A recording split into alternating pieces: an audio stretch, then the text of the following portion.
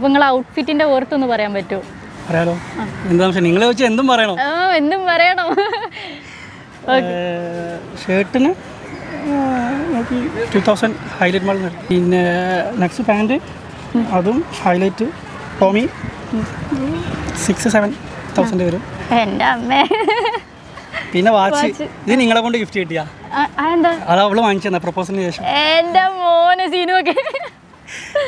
Okay.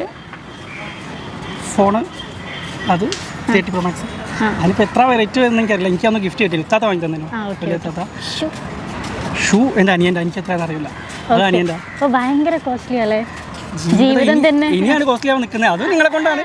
അതെ അതെ എല്ലാം അങ്ങനെ തന്നെയല്ല. ഓക്കെ. അപ്പോൾ കുറച്ച് ലോ ബഡ്ജറ്റിൽ ജീവിക്കാൻ താല്പര്യമില്ല?